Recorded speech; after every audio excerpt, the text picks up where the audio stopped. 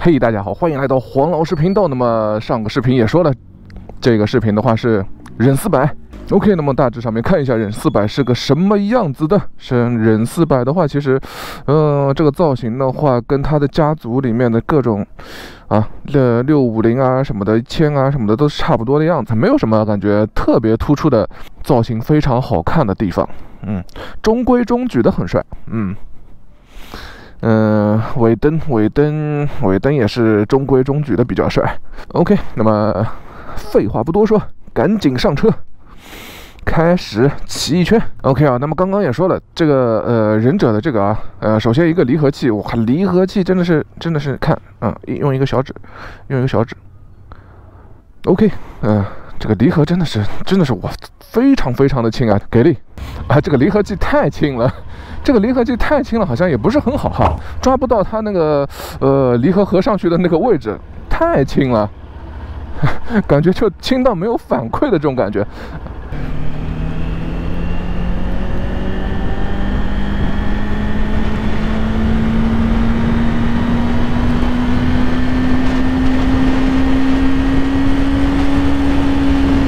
哇，好震，手上面好震，哇，这个手把上面震的，哇，这个手把上面震的。首先一个可以肯定的换成2档之后，然后就肯定是动力是肯定很够的。在这种时候的话，怎么说呢？可以在2档里面就拉速度，也不用像250一样的一直咔嚓的换挡。这个就是400cc。这是个动力的问题，250cc 和400cc 的这个动力还是有差距的。然后说实话，这个离合器太轻了，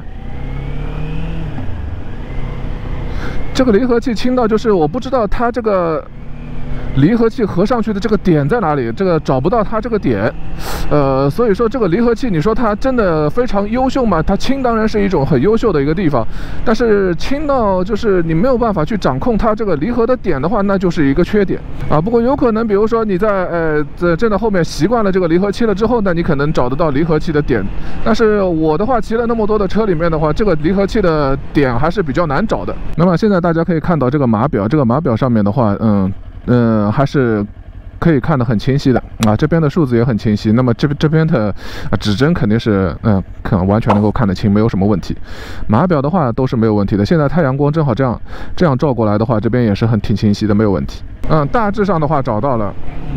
只是这个真的是有一个地方非常的不好的一个地方，就是它震动非常的大，手把上面的震动非常的大。跟250的时候这个根本就不是一个级别的。GSX 250它是基本上没有什么太大的震动的，而这个的话，这个震动不知道为什么特别大，而且它没有在高转速下面，现在只是4500、5000转之类的这个感觉了。但是它这个手把上面的震动还是非常强的。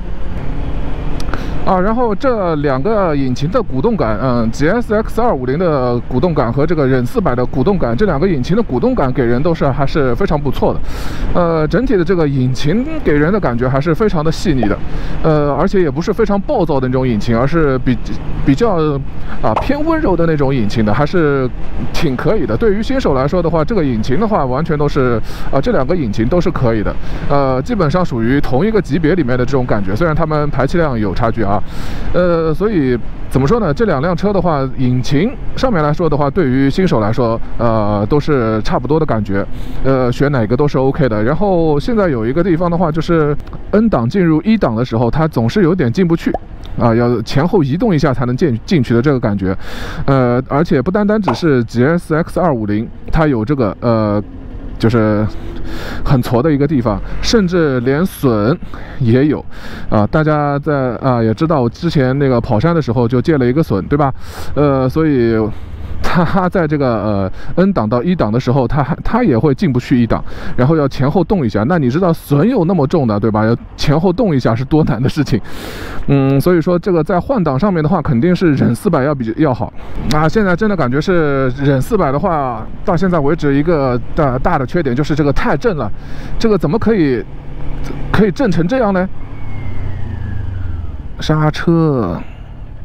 刹车也是没有问题这个这么近的刹车，然后直接这样刹下来，没有一点点有问题的地方，所以这个刹车还是不错的。刹车的话，其实也不像GSX 250那样非常的硬，它稍微有一点软。从这里有一个矿量的话，它也是非常少的。到矿量，然后开始有力气出来的话，还是很快的。你看到了一上50，这个震的就是手把屁股都开始震了，所以没有办法，必须要换成3档。3档的话才会稍微这5000转吧，看上去是5000转以下的感觉。现在5000稍微多那么一点点，也稍微还好一点，并不是特别的震，所以说这个3档跑起来的话是感觉最好的。OK， 又到我们的小土坡了，那么我看看这个忍400的转弯到底是什么样子的呢？忍400的这个感觉，第一个转弯上去，感觉好像需要自己输入一点需要自己稍微给它动一动重心的，动一动重心了之后，它转向还是蛮轻快的，倒来倒去的，但是不像 GSX 250一样，它有一个感觉自己会帮你倒过来的这个感觉。忍400的话，就是你自己倒多少，它就是多少的样子，而且也没有那种它也没有一种给你稍微辅助一下的这种感觉的，是没有的。忍400现在这个感觉的话，就是需要自己多主动一点的给它一点信息，然后把它这样倾倒过来。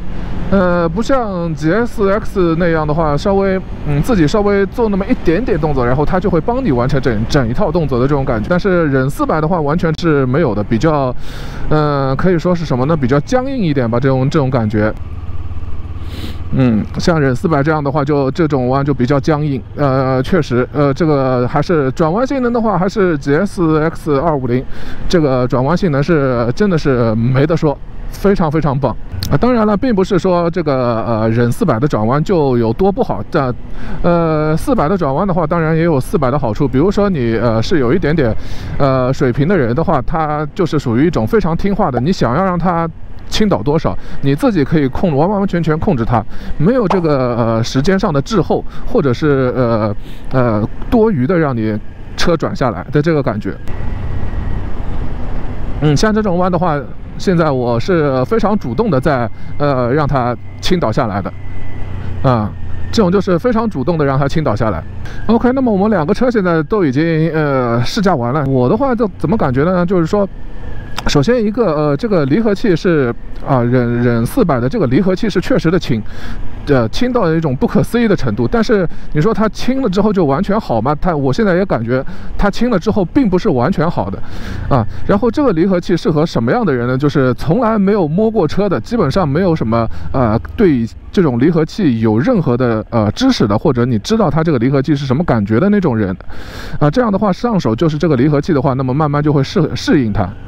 我们刚刚说到哪里了？这个离合器，这个离合器的话，适合的就是这种没有碰过的这种人。所以说，这个离合器的话，还是刚刚上手的话比如说你直接买忍400的话，我觉得没有什么太大的问题。然后你之后，比如说你骑过这个GSX， 然后再去上这个忍400的话，就会感觉这个离合器虽然它很轻，但是它并没有一个什么怎么说呢？这个离合上去的那个点不好抓，然后从另外一个方面来说的话，就是转向的问题。那么转向的问题的话，真的就是这个车的话，就是是稍微要一点等级比较高的。它是稍微需要一点自己有一点水平的人才能够驾驭的这个转弯的性能。然后 GSX 250的话，那么就更加的适合新手。它这个新手骑上去了之后，然后转弯的话，就真的是非常的不错。然后在 GSX 那个视频里面，我已经说了，它是感觉有一个这样倒过来的时候有一个新手的转向辅助一样的。而这个的话，就忍400的话，这个转向辅助就完完全全就消失掉了，完全消失掉了，没有了你自己输入了多少的转向，然后它就是多少的转向。所以说你比如说真的在 GSX 250这样换过来的时候，你如果真的是跟之前一样转的话，也许你也稍微有点困难转向，要稍微注意一点的。OK， 那么基本上我骑下来的这个感觉就是这个样子。当然，网上有很多的大神都评过这个车，你们可以慢慢去看一看。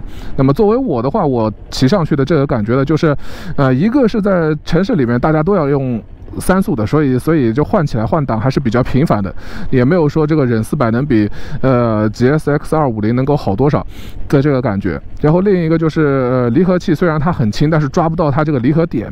然后另外一个还有就是转向的时候的话，这个车的转向的话更偏向于比较有经验的人，而 GSX 250的话更加亲民。OK， 基本上就是这样了那么我们的视频就到这里，谢谢大家，拜拜。